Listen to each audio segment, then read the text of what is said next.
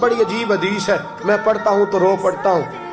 حضور حضرت فاطمہ کو لینے گئے، شادی کے تیسرے دن حضور لینے گئے، میرے محبوب نے آزمانے کے لیے کہا فاطمہ چلے، فاطمہ چلے، یوں ہاتھ باندھ دیے، عرض کی سونیا باپ بھی ہیں آپ، نبی بھی ہیں، میری جرت نے انکار کی، لیکن ابا جی آپ کی زبان سے سنا ہے شوہر کی بغیر اجازت نکلنا نہیں، اگر اجازت دے تو علی کا انتظار کر لو۔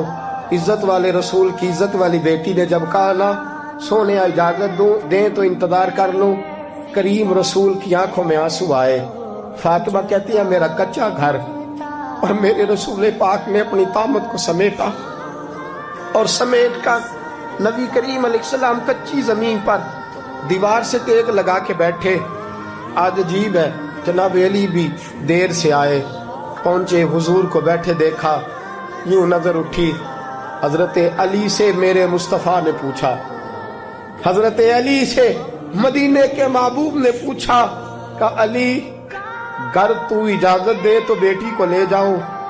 حضرت علی پھوٹ پھوٹ کے روئے، میرا روپ بھی نہیں تے میرا رنگ بھی نہیں تے مینوں یار منان دا ڈنگ بھی نہیں، تو امیر حرم میں غریب بے نوا، تو کجا من کجا۔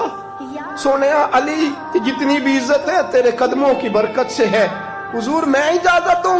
فرمایا فاطمہ کو میں نے سکھایا ہے، اور فاطمہ کہتی ہے جب تک علی نہیں آئیں گے میں جاؤں گی نہیں۔ حضرت علی رضی اللہ تعالیٰ میں بولے، کہنے لگے یا رسول اللہ دعا کیجئے گا اللہ فاطمہ کے ان اعمال کی برکت سے مجھے قیامت میں بھی بہتر صلہ عطا فرمائے۔